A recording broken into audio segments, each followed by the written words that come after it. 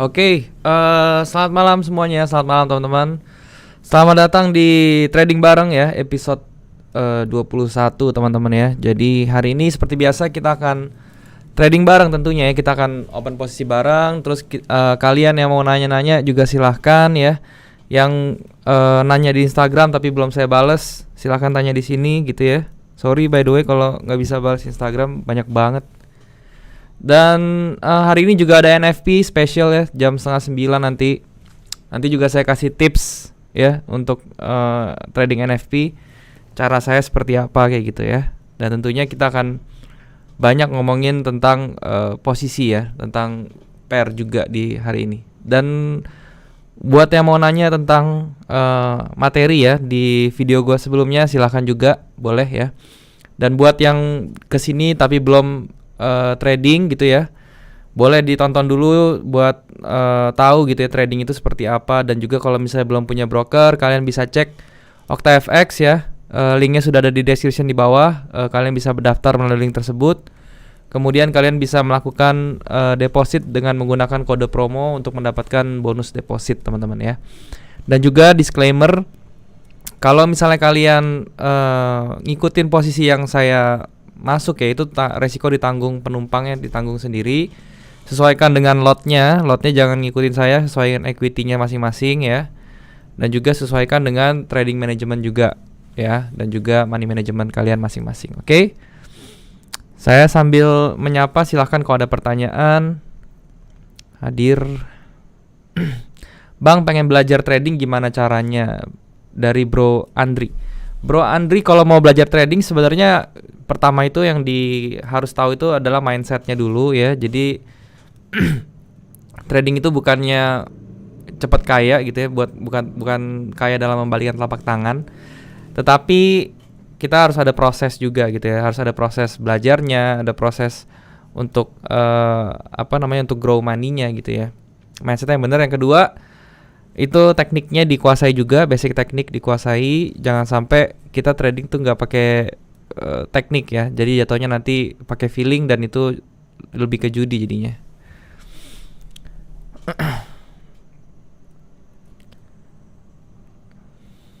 Halo Bro Gilang, apa kabar? Bang, hari ini ada berita NFP, apakah itu kesempatan yang bagus untuk trading? Sebenarnya NFP itu bagus ya, maksudnya bagus buat trading tuh. Dia bisa tahu loh ke depan itu dalam jangka waktu sebulan tuh tendensinya dolar itu mau kemana gitu ya. Seperti contohnya NFP bulan lalu itu kan dia hasilnya merah ya. Nah itu tendensinya tuh memang dolar itu kan turun ya, dan terbukti sampai hari ini juga dolar turun gitu loh. Jadi NFP itu jangka waktunya bisa sebulan sih.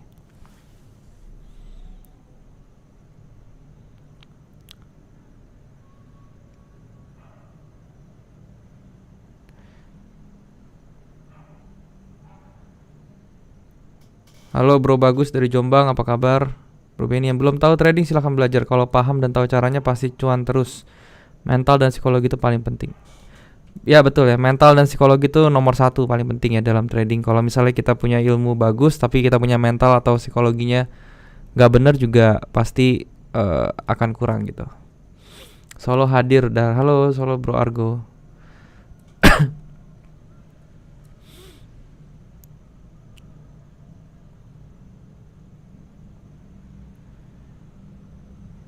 Selamat malam Bang, mau nanya, dalam trading beda retest, retrace, rebound, dan reverse itu apa? Oke. Retest dengan retrace itu sebenarnya dua hal yang berbeda ya. Kalau retrace itu koreksi teman-teman ya. Dan retest itu dia intinya bisa, dan kalau retrace itu biasanya koreksinya itu ya cenderung, kalau misalnya bullish ya berarti dia retrace-nya ke bawah, kalau dia bearish retrace-nya ke atas. Jadi dia retrace itu koreksi, retracement ya. Kalau retest itu dia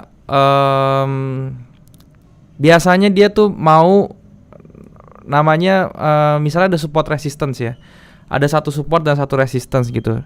Nah itu biasanya kalau misalnya supportnya itu udah kena sekali dan dia mau kena 2 kali, itu namanya retest ya. Jadi dia tuh pengen kembali ke level suatu support atau resistance untuk kembali tes level tersebut apakah bisa di break atau enggak, itu retest. Kalau rebound itu berarti artinya ketika dia kena satu level support atau resistance itu dia mantul gitu ya. Nah, kalau reverse itu artinya dia itu perubahan arah harga ya. Yang misalnya tadinya dari turun dia berubah menjadi naik, itu namanya reverse gitu ya. Atau kita itu kalau misalnya bilang cut and reverse itu maksudnya dia yang tadinya posisi kita sell, kita kebalikannya gitu. Jadi intinya seperti itu sih bedanya. Bang, kalau leverage 1/500 gimana? Kemarin bahasnya 1/200 doang, sedangkan untuk mikro kan direkomendasinya 1/500. 1/500 itu kalau untuk micro account masih boleh gitu ya. Tetapi kalau saran saya kan itu bisa pilih ya. Bisa pilih 1/100 sampai 500, itu maksudnya 1/500 itu maksimal bukan ya kan ya. Nah, makanya kalau saya rekomendasiin sih biasanya pakai 1/200 aja gitu, Bro Ricky. Bang, saya sudah backtest strategi saya dan mendapatkan win rate 62% win rate dengan risk reward ratio 1/1,5.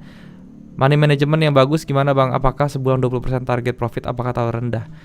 Nah, ini pertanyaan bagus nih, Bro Diko. Itu kalau win rate-nya sudah 62%, itu sudah bagus banget ya. Jadi itu sudah merupakan strategi yang valid gitu ya. Risk reward rasionya 1/1,5, itu juga sudah bagus. Berarti dengan risk reward ratio 1/1,5 bisa dapat win rate 62%, itu udah pasti otomatis uangnya akan grow selama sebulan ya. Dengan masalah profit sebulan 20% itu sudah cukup ya. Jadi nggak usah kalau misalnya 20% kedikitan apa? Itu patokannya gini loh. Kalau misalnya bisa lebih dari 20% itu anggap aja bonus, Bro. Gitu ya. Jadi menurut saya itu udah 20%. Nah, kalau misalnya udah bisa dapat 62% win rate, 1,1 win rate rasionya, risk reward rasionya, ya berarti itu dipertahankan aja, Bro. Itu sudah bagus banget. Oke. Solo hadir, halo Bro, Argro dari Solo. Bang, Daryl, menurut Anda kuat mana antara support di H4 atau di H1? Sebenarnya sama aja, tapi kalau dari time frame itu sih ya kita pilih yang lebih besar di H4 tentunya, Bro, gitu. Bang, mau tanya cara retest. Retest itu ya, ini misalnya seperti ini nih ya. Ini ada area resisten di sini ya. Nah, dia marketnya ke bawah gitu ya, terus dia balik lagi ke atas. Nah, pas balik ke atas ini dia namanya retest ya. Dia retest atau dia kembali ke posisi resistance untuk ngetes yang namanya resisten ini. Begitupun juga support ya. Jadi di sini dia di retest lagi nih. Di sini dia di retest lagi, seperti itu maksudnya. Selamat. Oke. Bang, US dollar bakal naik nggak? Tergantung hasil pollnya nanti ya, election ya. Sementara ini Biden masih memimpin ya. Tapi sisa beberapa states lagi yang perlu ditunggu. Jadi ya lihat aja nanti akhirnya gimana ya.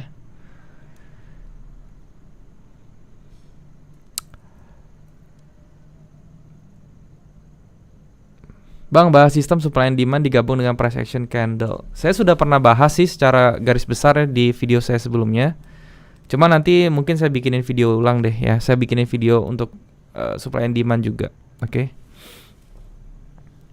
Bang, kalau pattern dikatakan valid butuh berapa swing? Misalnya kayak pattern wedge, DBW, ABW, RW, dan FW. Minimal itu dia punya 2 swing di 2 swing low atau 2 swing high gitu ya. Jadi kalau misalnya DBW ya dia minimal dia punya 2 swing low seperti itu. Kalau ABW 2 swing high gitu ya. Kita akan bahas pair nanti 9 jam 7.20 ya, biasa. Bang, bagaimana tentang Net 89? Itu kalau nggak salah yang robot-robot ya. Jadi buat kalian intinya gini, kalau mau trading robot boleh aja sih. Maksudnya itu sah-sah aja kok sebenarnya kalau trading robot, cuman ya di maintain dulu ya. Maksudnya dilihat dulu gitu gimana. Jangan langsung pakai dana besar. Kalau memang cuan ya silahkan aja gitu. Oke, seperti itu. Cuman kalau menurut saya ya ya mendingan trading sendiri aja sih. Ya tergantung ya. Kalau misalnya kalian ada bilang ada nanti trading sendiri susah emosinya segala macam. Ya kalau pakai robot kan kita nggak tahu ya itu di maintainnya seperti apa gitu.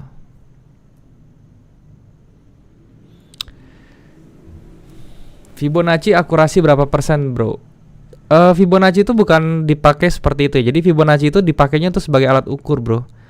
Dan berapa persennya tergantung kita gunainnya. Kalau kita gunainnya nggak bener ya itu nggak bakal tinggi ya. Tapi kalau kita bener, kita tahu momen pakai Fibonacci-nya itu bagaimana, itu pasti jadi suatu alat atau suatu tools yang bagus ya. Jadi sekali lagi Fibonacci itu adalah tools, dia bukannya indikator, bukannya apapun ya. Dan itu fungsinya itu seperti kalau misalnya tukang bangunan tuh ya kayak meterannya gitu. Ya kita sebagai trader tuh meterannya ya si Fibonacci itu, kita bisa tahu kapan atau berhenti di mana dia mau retrace-nya atau mau koreksinya, atau dia mau jalan harga sampai kemana gitu ya.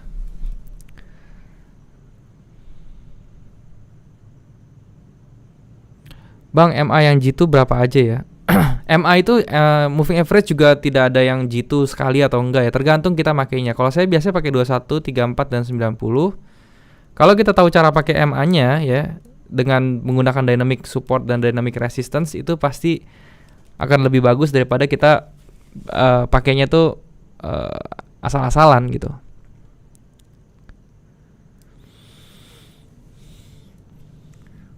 Bang Daryl, ditunggu video penjelasan untuk liquidity pool-nya. Oke, bro. Nanti saya buat ya. Bang, Euro USD dong. Oke, pasti nanti kita bahas ya Euro USD, GBP ya. Nanti ya, sebentar kita pertanyaan dulu. Bang mau tanya, buat tipe trading scalping, intraday sama swing, time frame besar, roadmap ya, dan kecil, open position berapa aja untuk tiap tipe? Makasih.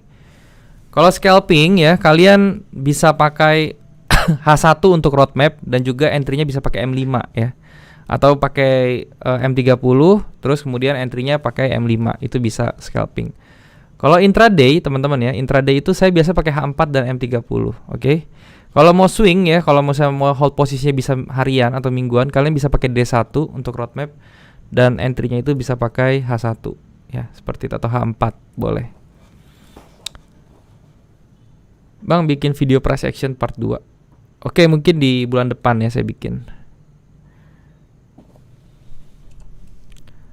Bang, faktor apa saja yang mempengaruhi teknik analisis saham forex? Jelasinnya pelan-pelan Bang, saya masih SMA kelas 2.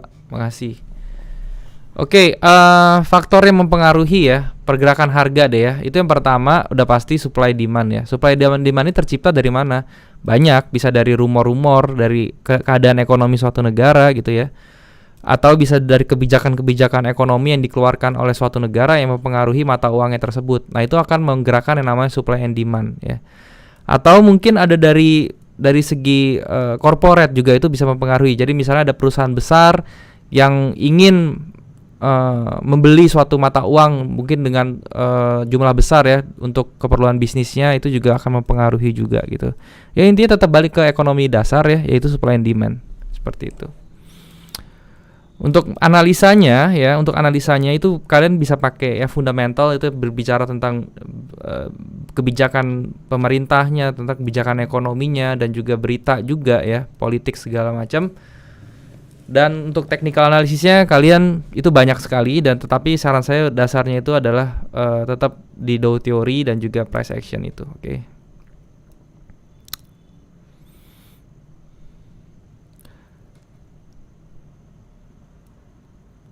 Bang, kasih tahu cara gunain Fibonacci fan.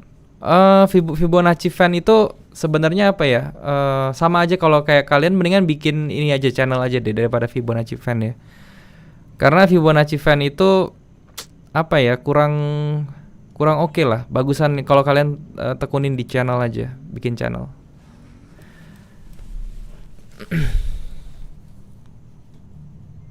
M1 bagus, Bang.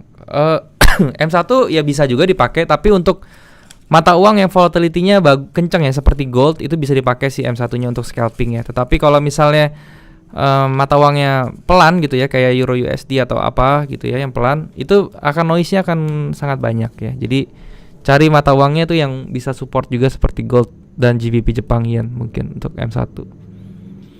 Bang, menurutmu jika salah satu presiden Amerika terpilih, dampaknya beda jauh nggak ke market? Pasti akan berdampak ke market ya. Kemarin aja pas elektoral berjalan aja, Joe Biden mau menang aja, itu langsung USD-nya drop ya, kayak gitu loh. Dan sekarang nggak tahu nih pollnya seperti apa sekarang, saya belum update lagi. Cuman yang jelas terakhir saya cek Biden masih memimpin ya, tetapi sisa berapa states gitu, oke? Nah itu tetap berpengaruh. Bang, cara narik support resistance yang pas gimana? Masih bingung. Oke. Jadi contohnya gini ya, cari misalnya seperti ini, straight kita tarik nih support dan resistance ya. Kita taruh di sini, kita lihat ya. Ini di daerah sini tuh bakal kena nggak ya area support, area resistance-nya gitu ya. Kalau misalnya kena di sini kena, di sini kena, itu berarti ini valid ya area resistance-nya.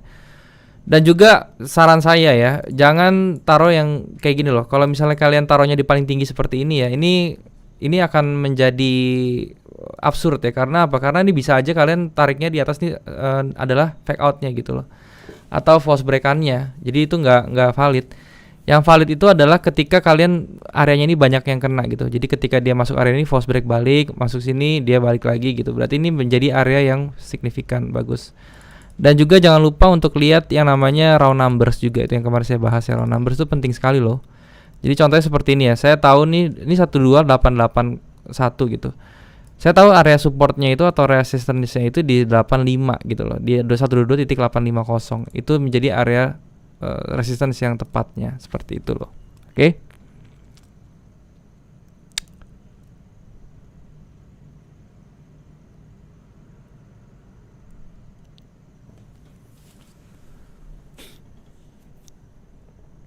Bang Daryl, bagaimana cara mengantisipasi false breakout? Cara mengantisipasi false breakout itu adalah kita melihat pada saat nge-break itu candlenya seperti apa gitu ya. Jadi kalau misalnya pada saat di break itu candlenya dengan satu candle yang impulsif atau yang marubozu seperti ini, yang besar seperti ini, itu berarti kemungkinan dia false breaknya itu akan lebih kecil. Dan juga lihat pada saat break itu dia langsung jalan atau dia malah membuat yang namanya area konsolidasi kecil dulu atau build up. Kalau ada build upnya ya, itu berarti semakin kecil untuk dia false break gitu loh. Dia kemungkinan akan jalan ke atas. Masih bingung cara tarik garis Fibo dari atas apa dari bawah? Halo Pak Made, untuk narik Fibo tergantung ya kita mau carinya apa. Kalau kita mau carinya koreksi bullish ya, jadi pas dia naik kita mau tahu koreksinya berhenti di mana, itu tariknya dari bawah, dari swing low seperti ini. Jadi kita tahu dia berhentinya tuh di daerah mana kira-kira. Ya itu tandain aja di 38 sampai sini ya, sampai 61-nya kayak gitu loh. Nah, tapi sebaliknya kalau kita mau cari koreksinya pada saat bearish nih, ya pada saat bearish seperti ini kita mau tahu berhentinya sampai mana ya, tariknya dari atas gitu ya. Tariknya dari atas seperti ini ya ke bawah seperti ini, terus kita tinggal taruh lagi seperti ini. Ya, nah seperti ini. Seperti itu, Pak.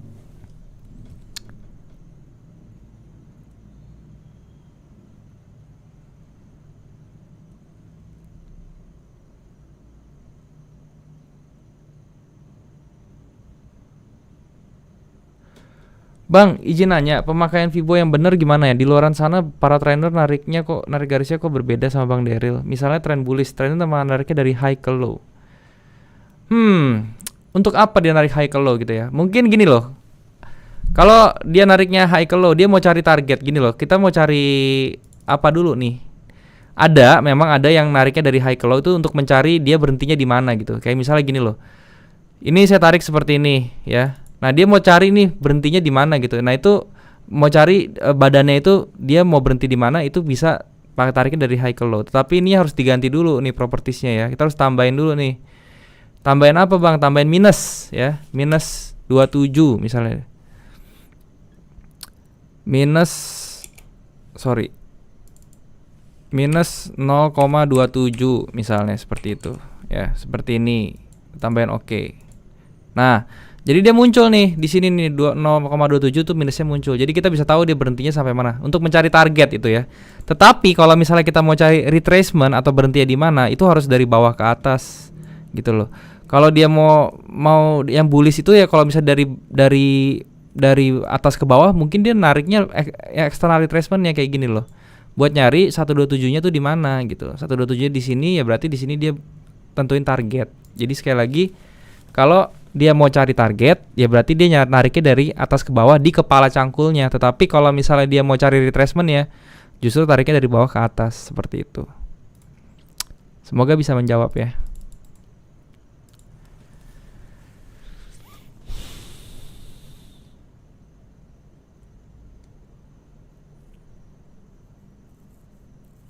Bang, kan ada CHF H4 goodbye deh. Kayaknya after break trendline. Nanti kita cek ya Bro Cumi. Kita cek nanti. Ajarin cara entry market. Nanti diperhatiin aja kalau misalnya kita entry mau seperti apa caranya gitu ya. Bang bikin trendline yang advance. Saya ada video tentang trendline ya. Kalau nggak salah nanti minggu ketiga. Tentang tren sih. Saya bikinin lebih dalam tentang tren gitu.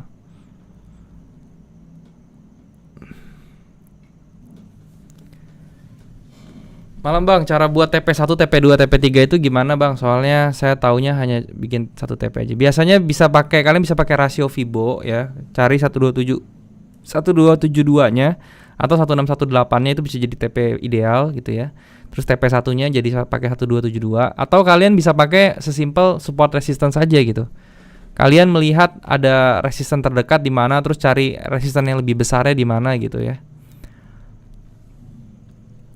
Bang mau tahu itu pakai EMA berapa ya? Saya pakai 2134 dan 90. Malam Bang Daryl, nanti saya tolong buat video tentang Elliott Wave. Oke nanti ya. Coba saya bikin yang simple aja, tapi karena Elliott Wave itu subjektif ya. Saya nggak bisa gimana ya? Cara pandang saya sama orang terbeda lagi. Itu benar-benar subjektif sih.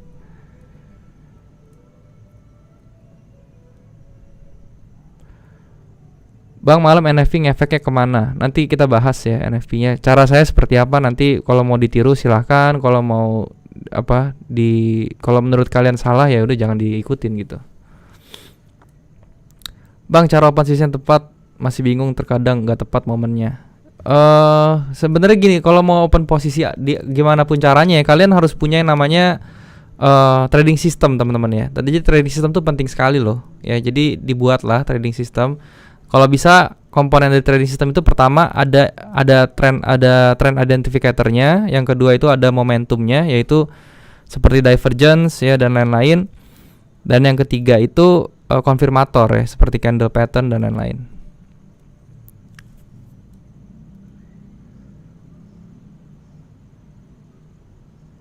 Bang minta review analisa Dow Jones US 30. Oke, nanti saya bahas. Bang, kalau sudah di demo MC terus di real MC apakah saya sudah ditakdirkan tidak boleh trading?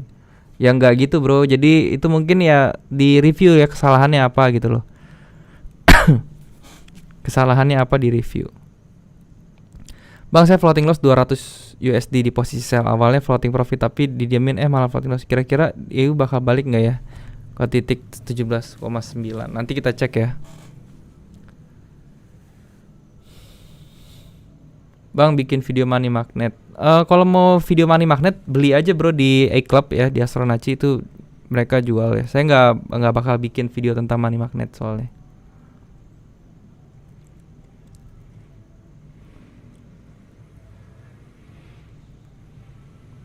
Fibonacci akurasi berapa persen? Ini tadi saya udah bahas ya. Fibonacci nggak bisa dipakai seperti itu bro. Tolong jangan spam ya bro ya.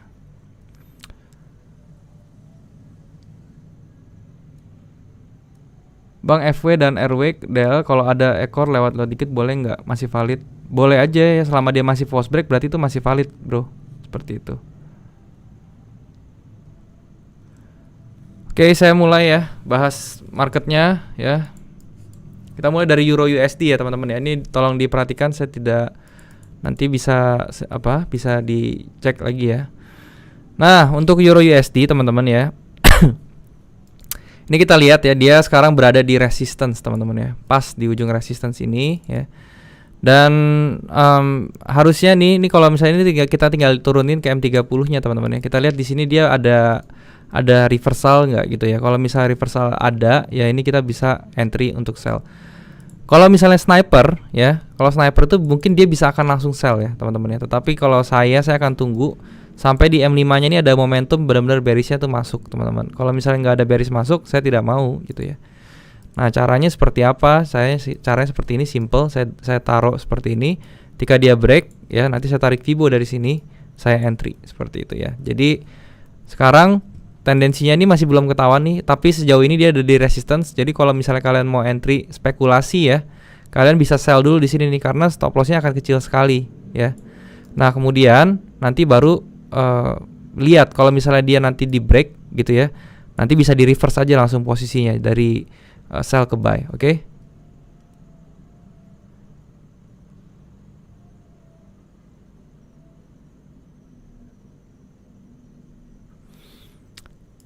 Kedua berikutnya tentang GBP US dollar ya teman-teman ya. Saya akan bahas dulu dari H4-nya. Nah, dari H4-nya kalau misalnya GBP US dollar ya, ini kalau misalnya kita bikin intermarket relation dari sama-sama dari Euro USD dan juga GBP USD ya, ini mirip-mirip memang teman-teman ya. Dia berada di dekat-dekat level resistance-nya, tetapi ini level resistance-nya juga agak berbeda sedikit ya dari si Euro USD. Tapi yang jelas sama komposisinya, dia itu kita tunggu dulu ada tendensi untuk bearishnya apa enggak. Nah ini kalau misalnya dilihat ini lebih ada momentum untuk bearish nih di GBP US dollar gitu ya. Ini lebih ada tendensi. Jadi kalau misalnya kalian mau entry GBP US dollar, kalian mendingan pakai breakout di M5 ya. Jadi di M5 nya tunggu dia breakout dulu ke bawah, terus dia retrace ke atas, baru kita bisa sell. Oke, itu untuk GBP US dollar. Oke. Berikutnya US dollar Jepang Yen teman-teman, masih di major pair ya. Tadi dua itu masih tendensinya ke atas ya, ke bawah ya, yang Euro USD dan juga GBP USD, nanti tergantung. Nah sekarang kalau kita lihat nih di USD Jepang Yen ya, USD Jepang Yen dia ini sekarang sudah break posisinya teman-teman ya, sudah break. Jadi ini tendensinya tadi memang dia itu mau ke atas nih. Kalau misalnya kita tarik Fibo teman-teman dari sini ke sini eksternal, ini dia sudah sampai di area 618 teman-teman ya. 1618-nya ini ya, ini menjadi area reversal yang bagus. Jadi ini kemungkinan dia akan naik dulu. Nah, ini masih sejalan nih teman-teman. Dia akan naik dulu ya.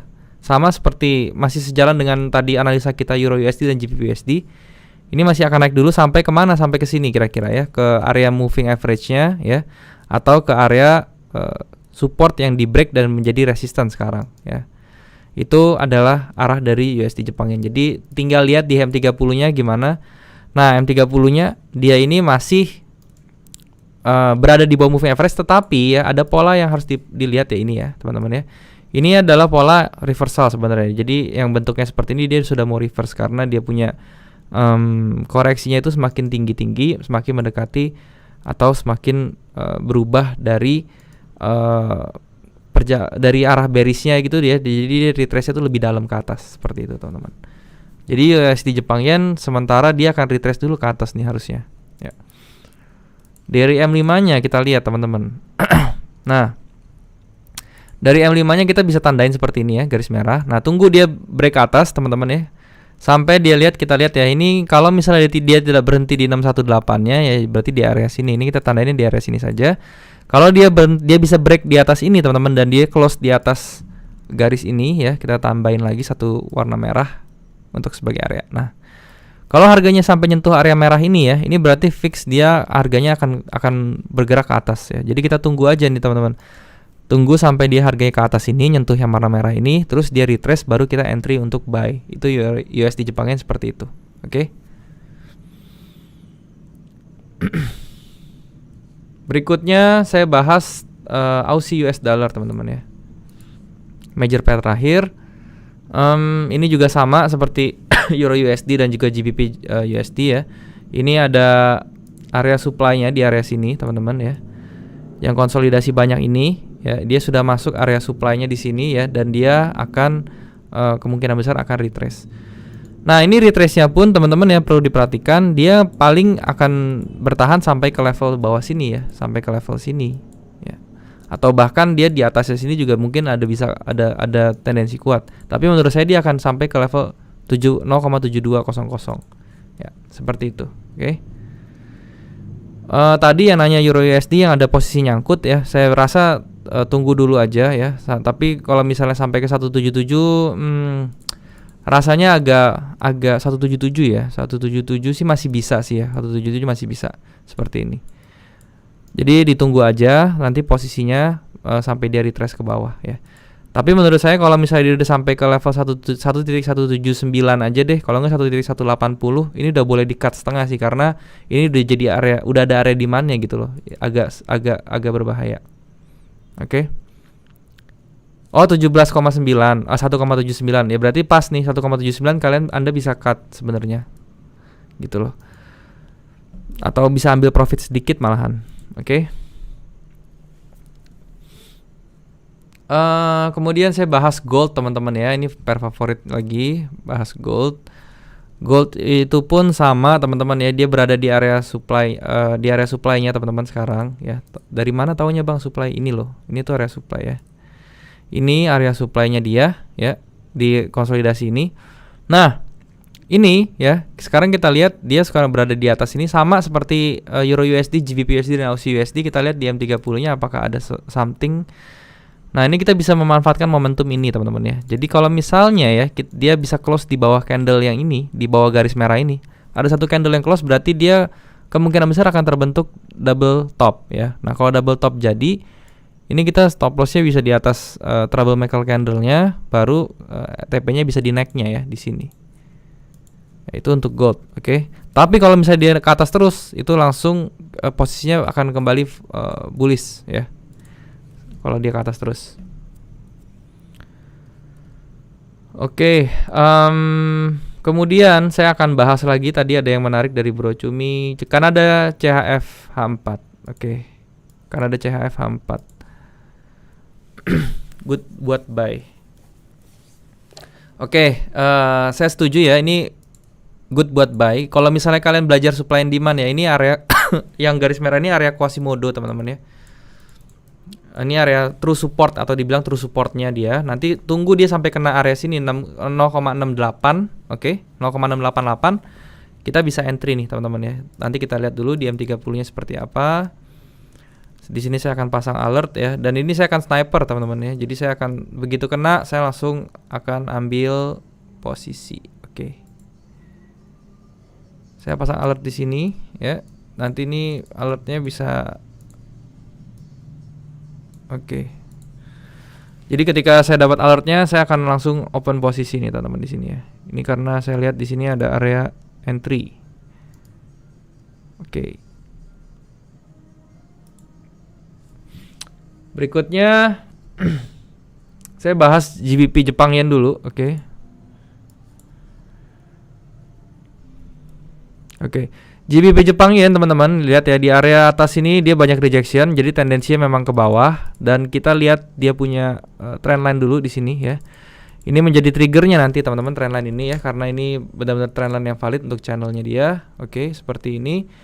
Dan ini juga merupakan area area supportnya dia ya, yang sekarang dia lagi berkutat di area supportnya. Jadi gini loh, kalau misalnya dia sudah tembus area ini yang di break banyak sekali ya. Jadi intinya kalau dia bisa break bearish channel, bullish channelnya ini, kita bisa mulai sell. Jadi kita turunkan ke M30, kita lihat dia apakah ada momentum untuk sell di sini. Belum ya, jadi ini belum. Kita tunggu sampai dia break di 135.3, oke, 135.3 itu kita tunggu break. Ya, kalau 1,5,3-nya di break, itu kita bisa entry sell teman-teman. Oke, itu untuk GBP Jepang Yen ya.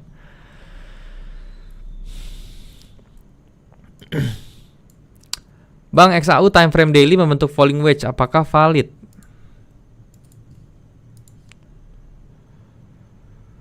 Falling wedge ini ya, saya asumsikan ini falling wedge-nya ya. Jadi ini falling wedge-nya agak kurang ya. Ini agak kurang sih falling wedge-nya. Jadi nggak bisa dibilang falling wedge juga sih ini sebenarnya. Justru yang di kecilnya ini yang ada sesuatu ya.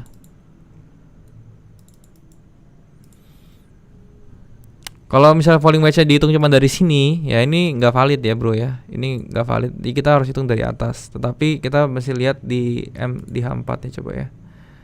Saya lihat di H4-nya adakah ada pattern atau enggak. Belum ada pattern ya, bro, di sini. Cuman yang jelas di sini dia justru ada ada area yang pivotnya ini kena gitu ya. Nah, ini sebenarnya saya tinggal tunggu aja nih di H4-nya seperti apa nih. Di M5-nya mungkin ya, kita lihat di gold. Oke,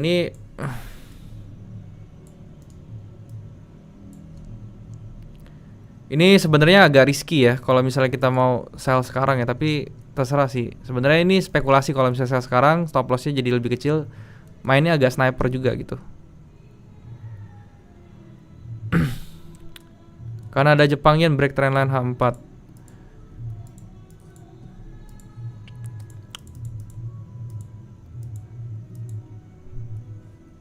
Oke. Ya. Kanada Jepang yen ya. Betul ya, dia trendline-nya sudah di break ya di H4. Terus dia retrace ke atas, di retest lagi nih ya di atasnya seperti ini trendline-nya, dan dia turun sekarang.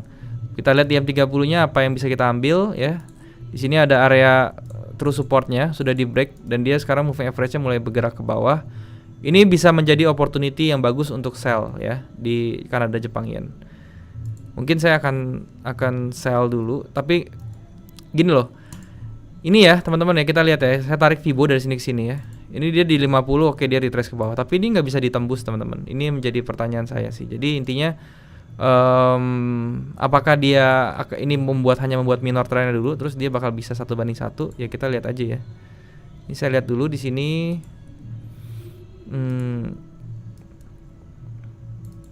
Berarti ini kalau saya tandain ya di sini, kalau dia mau buat minornya dulu ya berarti dia harus sampai sini dulu nih teman-teman. Oke, ini jadi area dia nih yang abu-abu ya. Kita delete aja biar nggak pusing. Oke. Delete, oke. 90. 21, yang 34 hilang ya. Saya tambahin dulu 34.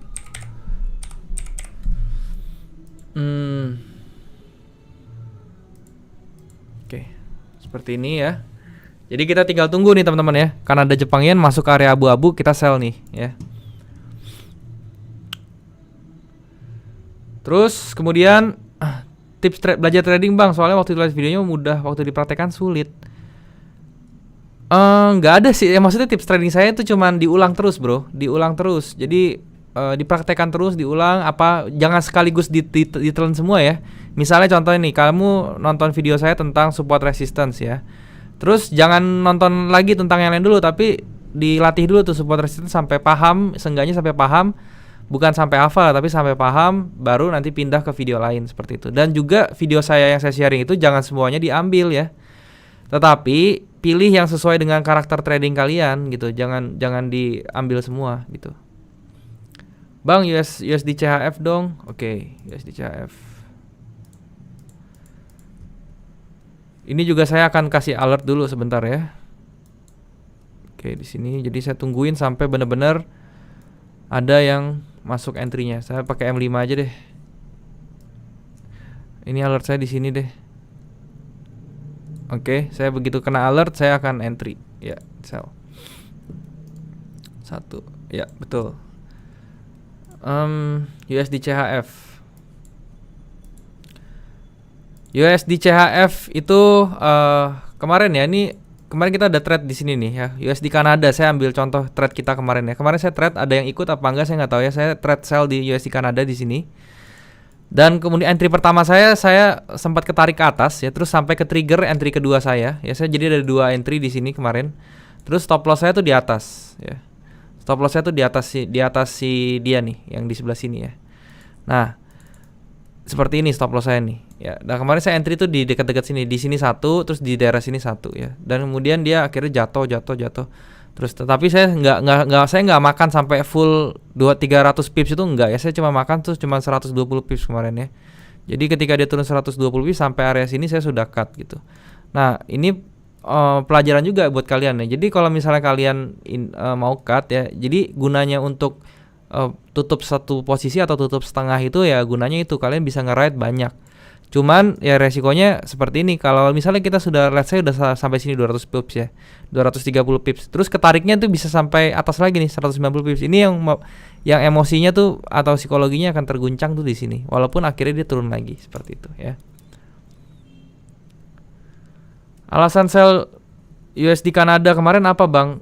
Ya ini alasan saya kemarin saya udah bilang kan di live kemarin tuh dia di area supply and demand doang ya. Jadi saya trading tuh hanya price action ya bro ya, hanya supply and demand. Kemudian pakai coding seperti apa, apakah coding bullishnya sudah muncul, coding bearish sudah muncul, trend line ya. Itu saya hanya gitu-gitu aja sih sebenarnya. Jadi jangan terlalu ribet. Stokastik pun saya hanya untuk lihat yang namanya divergence ya, seperti itu. Oke, kita balik lagi ke USD Kanada ya. Tadi intermezzo sedikit. USD Kanada ya. Ini kita tinggal lihat dari Fibo-nya dulu ya. Kalau kita tarik dari sini ke sini, ini masih satu jaringan. 1272-nya tuh udah mau kena, teman-teman ya di sini. 1272-nya mau kena. Kita lihat di time frame yang lebih besar apa yang mendukung ini loh. Oh, ternyata nih di time frame besarnya pun ini si 1272-nya ini masih berarti bisa dibilang new low ya, teman-teman ya. Lowest low di sini. Jadi intinya berarti ini masih kosong nih 1272-nya nih. Oleh karena itu kita bisa ambil kesimpulan bahwa oke, nanti kalau once dia kena 127,2-nya pasti ada reaksi di sini. Ya, jadi kita tunggu aja di sini ya. Dan ini candle bearish-nya sudah mulai muncul ya. Jadi prediksi saya dia akan close seperti ini dulu. Nih candle-nya akan bikin wick dulu. Nanti begitu open posisi baru dia akan turun lagi ke sini ya. Terus dia bikin wick lagi. Jadi ada dua candle rejection di sini.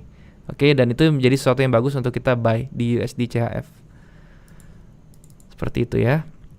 Kalau misalnya kita mau main time frame kecilnya, kita tunggu dulu dia nih sampai break, sampai keluar nih, atau moving average-nya sampai gagal dulu, baru kita bisa aman untuk buy.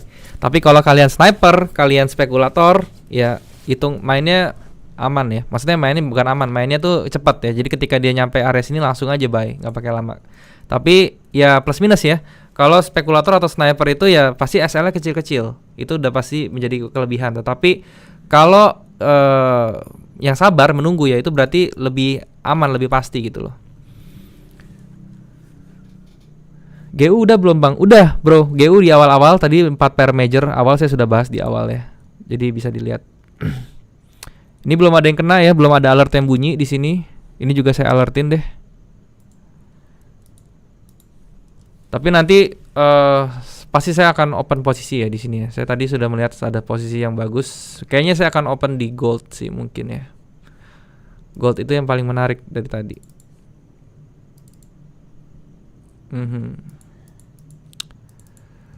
Oke, sudah ada candle seperti ini. Jadi ya saya akan entry aja deh di sini ya. Dan ini gold, ingat ya, kalau gold itu entry jangan gede-gede posisinya teman-teman ya. Jangan posisi gede-gede karena apa? Karena SL kita bisa 80 pips tuh ya, 80 pips SL-nya. Untuk TP-nya kita di neck-nya di sini, oke.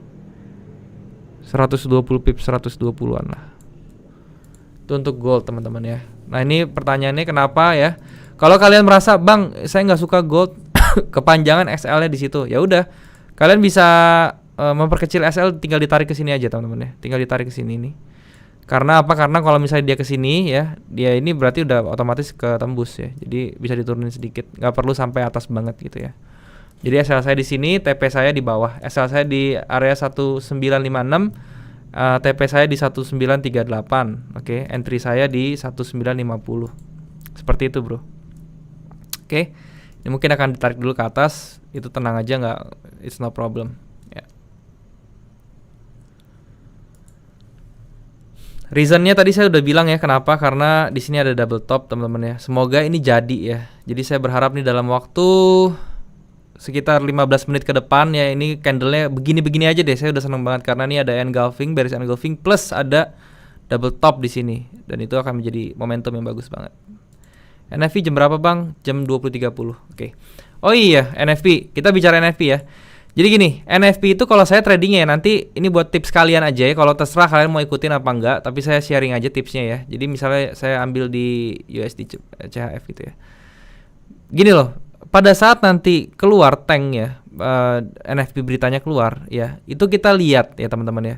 Lihat dia itu mau lari kemana. Jadi pada saat keluar kita jangan langsung entry, tetapi kita tungguin di area supply atau di area demand-nya. Contohnya teman-teman ya, contohnya di USD CHF seperti ini, di USD CHF M30.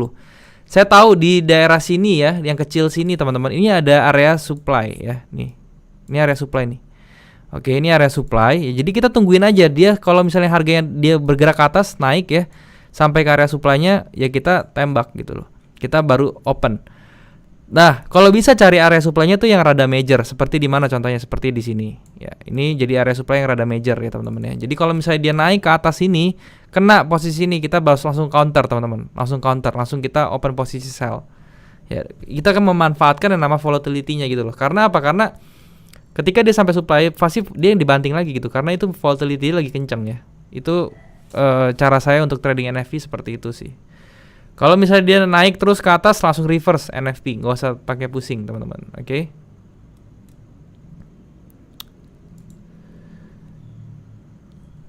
Itu XAUUSD bukannya bearish harami bang? Mana ya bro ya? H1 engulfing ya bro ya. Kalau dia bodinya nutup body depannya tuh engulfing bro. Kalau harami tuh bodinya lebih kecil bro. Oke.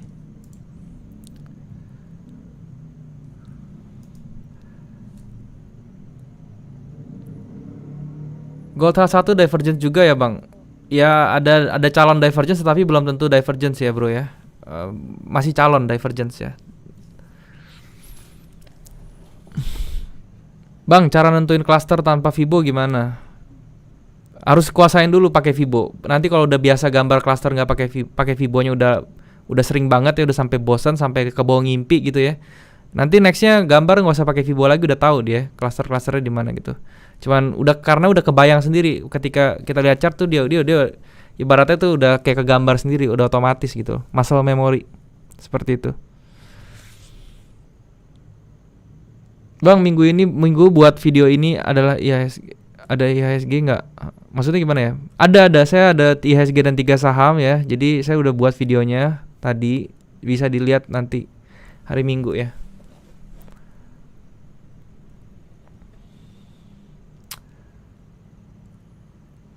Bang, live sampai NFP? Enggak ya, saya cuma sampai jam 8. Cuman saya tadi udah kasih tips untuk ikut NFP seperti apa ya. Jadi bisa dipraktekkan. Intinya kalau NFP saya nggak pernah entry pada saat harga itu muncul. Tapi saya entry-nya itu pada saat harga itu kena area saya akan counter dia gitu ya. Karena saya akan cari rejection-nya.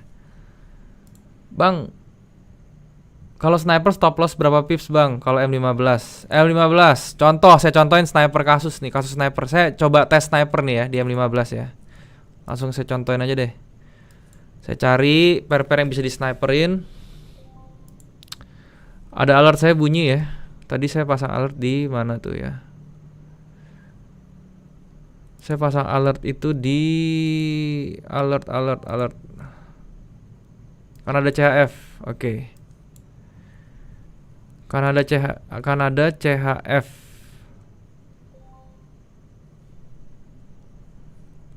Kanada CHF alertnya bunyi. Oke. Kanada CHF alertnya bunyi ya. Kita lihat di sini reaksinya seperti apa. Ntar dulu lihat di H4-nya seperti ini. Oke, turun terus. Oke, ya udah nih saya coba sniper langsung aja nih ya. Dia turun kencang. Saya lihat di M1-nya kalau bisa ada satu candle rejection aja saya langsung. Nah, seperti ini contohnya ya.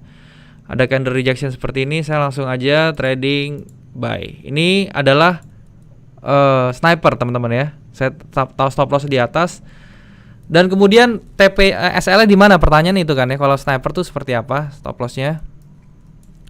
Lihat ya, di sini saya ke H4 dulu, saya lihat ya di sini. Oke. Di sini saya lihat di ini adalah area supportnya tuh di sini. Dan kemudian saya buka, saya mesti ada satu indikator ATR namanya.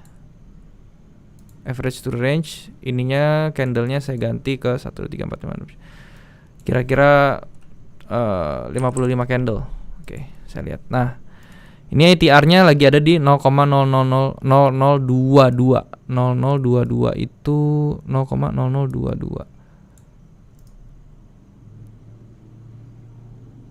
Oke, sekitar 20 pips ya. Berarti gini, saya punya SL tuh saya cuma tinggal tarik satu kali ATR aja di sini 20 pips. Ya, seperti ini 1,9 pips. Oke, saya taruh di sini dulu nih ya. Ini paling penting nih, sniper tuh cuman SL tuh cuman sedikit nih, cuman 15 pips, 15 pips aja. Oke, seperti ini. Dan TP-nya saya harus taruh di area next area supply-nya di M30-nya bisa kelihatan di sini, kalau di H4-nya nggak kelihatan. Nah, ini ya pas SL saya di daerah sini nih. Nah, apa ya, karena area supply di sini. Nih ya, ini area supply-nya saya taruh sini. Oke, ya ini kalau mau di atas sedikit boleh lah, seperti itu. Nah, ini cara saya untuk trading sniper seperti ini ya. Jadi untuk SL-nya ya seperti itu bro. Di M30 aja saya cuman segini ya, M15 sama M30 sama lah, itu nggak terlalu jauh-jauh amat lah ya. Jadi seperti itu cara saya entry untuk sniper bro. Saya tinggal lihat dia apakah bisa naik ke atas gitu ya, tungguin aja. Dan ingat kalau sniper itu atau kita main scalping sniper whatever itu ya, emosi, psikologi, tenang ya. Trading tuh nggak usah gerasa gerusuk, nggak usah terlalu excited, nggak usah apa-apa gitu ya. GBP Aussie Bro Cumi juga goodbye bang. Sepertinya kalau tarik Fibo rahasia pun. Oh ya, ini tadi dari si lu ya Bro Cumi ya. Gue ngikutin nih bro. GBP AUD ya. GBP AUD. Buat teman-teman yang ada di Jakarta dan sekitar ya, nanti kita bisa ngopi bareng lagi ya. Nanti bisa diatur jadwalnya. Kalau misalnya yang bersedia, nanti tinggal bisa di masuk grup dulu aja di Discord ya. Nanti kita omongin ya kalau buat ngumpul bareng. Tadi brocungnya pasti GBP AUD ya.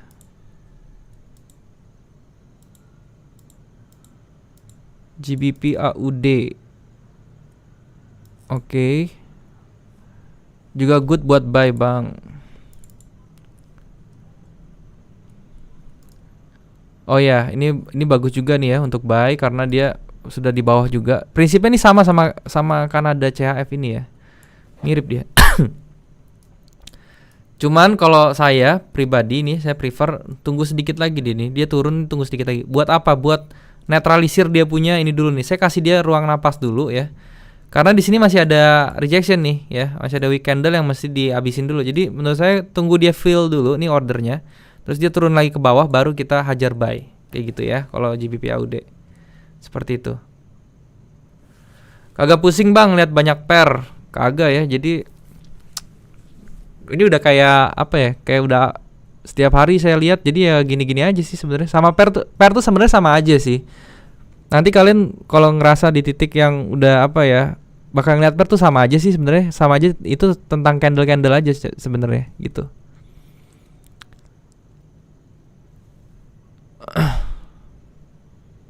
GBP USD mohon diulas bang. Udah bro ya, di awal-awal saya tadi sudah ulas ya. Masih tendensinya untuk ke bawah, saya ulang lagi ya, tendensi ke bawah. Oke. Seperti ini. Apalagi kalau dia break ini ya udah mantap nih ke bawahnya nih ya. EJ mohon diulas. Tadi EJ juga kayaknya saya udah ulas ya. EJ ya. Euro Jepang Yen. Belum ya kayaknya ya. EJ ya. Euro Jepang Yen ya. Ini ada kemungkinan bikin, dia sekarang berada di Kosimodo-nya ya teman-teman. Tetapi nggak menutup kemungkinan dia masih akan naik sedikit dulu teman-teman ya. Akan naik sedikit sampai ke area kalau di M30-nya tuh di sini teman-teman ya. Nah, di sini nih yang saya garisin merah. Dia akan naik ke sini dulu baru nanti reverse ke bawah gitu ya. Itu untuk Euro Jepang Yen. Jadi kalau mau entry sniper di sini. Jadi sniper itu kerjaannya bukannya entry-nya cepet atau apa ya. Sniper itu tugasnya sniper itu adalah cari benar-benar entry yang pas gitu ya. Benar-benar cari posisi entry yang pas gitu ya. Kalau ini cocok buat kalian dengan pengen yang SL-nya irit-irit gitu ya, itu cocok sih. Dan biasanya sniper itu tinggal win rate-nya aja dimainin karena udah pasti RR-nya tuh bagus gitu. RR udah pasti bagus, tinggal win rate-nya aja tuh dinaikin ya. Seperti itu. Oke. Bang belajar QM di mana? Saya banyak sih referensi ya. Kalau price action tuh saya banyak sekali. Kalian bisa mulai belajar di CAT ya, di Astronaci itu bagus banget ya buat kalian yang benar-benar baru mau belajar di technical yang serius gitu, bisa di Astronaci. Selebihnya kalau untuk spesialisasi kalian bisa ngambil banyak ya di luaran sana ya. Kalau saya kebanyakan ikut trainer yang di UK, di Inggris. Saya banyak ikut mentoring di sana juga. Jadi menurut saya kenapa saya pilih UK, karena UK itu menurut saya tradernya cocok dengan spesialisasi saya ya, pengen price action segala macam kayak gitu-gitu. Jadi bisa dicek juga, oke? Nasdaq sama US 30. Saya lupa US 30 benar. Tadi saya mau bahas bilangnya ya. US 30 teman-teman, sesimpel ini ya. Ini trendline ya, oke. Reverse ke trendline ya, masuk ke daerah trendline ini kita bisa entry teman-teman ya. Kalau misalnya kita mau combine dengan moving average ya di sini teman-teman ya. Nah, ini pas sekali area abu-abu ini untuk entry karena dia ada moving average, dia ada trendline yang di break menjadi support. Muncul dia reverse candle dan juga rejection candle ya, atau swing low di sini, kita bisa entry. Di zoom aja ke M30, nanti tinggal lihat di sini. Saya rasa di sini bakal ada divergence juga ya, nanti bullish divergence muncul di sini, kita bisa entry gitu ya. Stronacci apaan bang? Bisa di googling aja. Oke, CAT cocok untuk pemula. Saya waktu ikut CAT itu saya pemula hitungannya, jadi saya bilang cocok.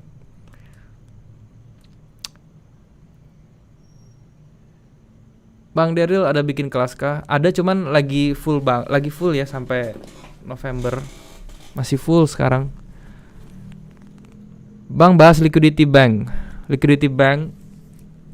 pool maksudnya kali ya. Maksudnya unfilled order dan segala macam tentang money flow. Itu ya itu bisa dipelajari, belajar price action dulu tapi ya. Maksudnya kita percuma tahu kayak gitu-gituan tapi kita nggak tahu basicnya SND dan price action itu loh, begitu. Bang buatin video khusus bahas trading pas NFP dong bang. Oke, ini sih kita sayang banget ya, NFP-nya jam 8:30. Kalau 7:30 ya. Dulu saya pernah ada trading NFP sekali di live ya. Pasti saya kalau misalnya bikin NFP itu di live sih, karena live saya tuh bertepatan dengan NFP ya, hari Jumat. Bang sudah bahas gold? Sudah, saya malah sudah entry gold juga ya. Di sini. Nah, ini dia kena bawah, kena moving average, di reverse ke atas. It's okay, nggak apa-apa ya. Jadi masih kita tunggu di sini di gold.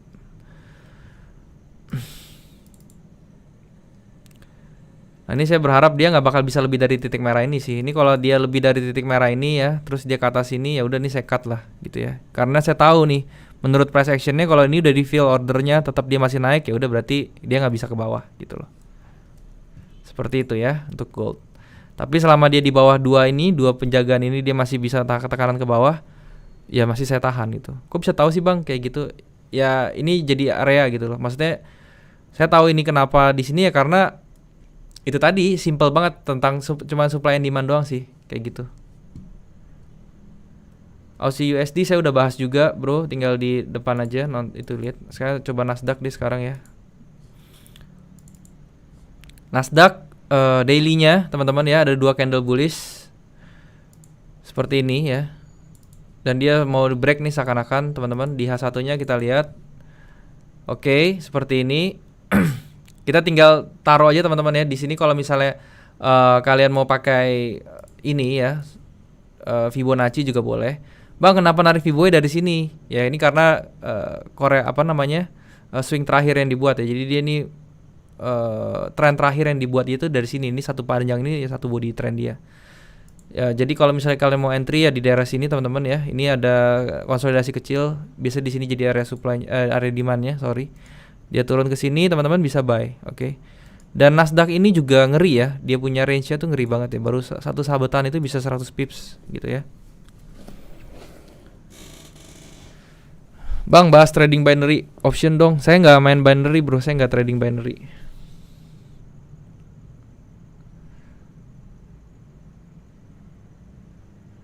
Bang mau tanya tentang NFP. NFP selalu menguatkan USD ya. Soalnya beberapa bulan terakhir gold selalu turun ketika NFP. Apakah pernah melakukan penguatan NFP? NFP yang bulan kemarin itu justru efeknya menguatkan ya.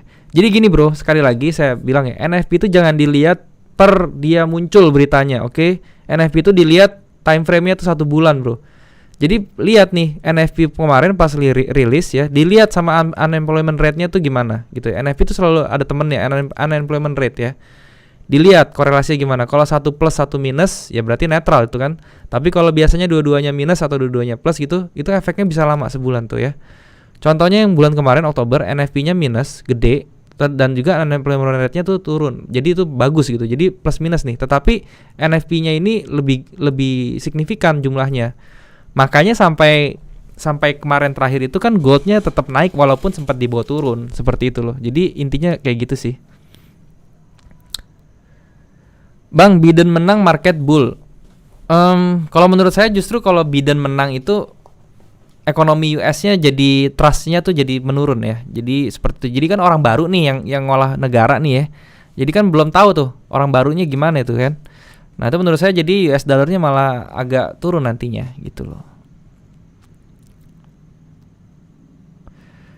Bang, kelas CAT nggak sanggup, ada kelas yang sesuai kantong anak kos nggak? Nanti saya mau buat satu course ya, tetapi saya buatnya tuh digital content teman-teman ya. Saya akan buat kira-kira isinya tuh 1 jam, dan itu isinya benar-benar sistem trading tok ya, sistem trading tok. Jadi intinya tuh yang saya pakai, kalian nggak usah pusing lagi belajar ini. Saya cuman kasih kalian materi, terus ada sistem tradingnya bisa kalian langsung praktekkan gitu loh.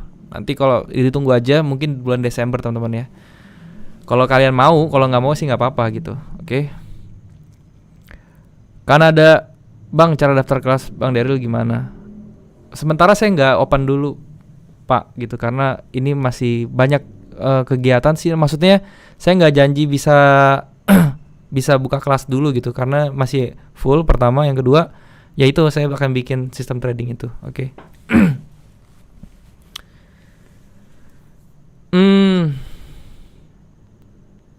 Gimana cara dapetinnya Bang? Dapetin itu ya, digital content saya. Nanti saya akan publish tentunya di sosial media dan di YouTube. Ya, jadi tenang aja, oke? Nanti saya akan kasih.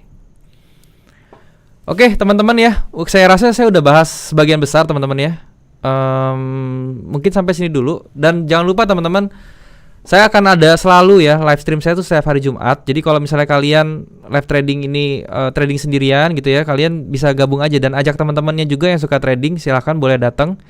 Dan sekali lagi, kalau misalnya kalian mengambil posisi yang berdasarkan saya ya, disesuaikan dengan money management kalian juga tentunya. Oke, teman-teman. Dan thank you sekali lagi buat kalian yang sudah menyempatkan diri untuk nonton video ini teman-teman ya. Dan juga sekali lagi, kalau misalnya kalian belum punya broker, kalian bisa join di OctaFX.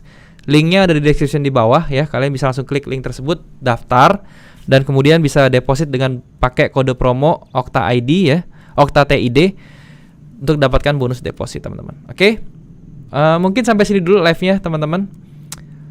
Kalau yang telat, buat yang telat jangan takut, saya akan upload terus video ini, dan mungkin bisa di replay ke belakang ya kalau misalnya kalian mau nonton semuanya, dan saya pasti akan upload di channel. Oke?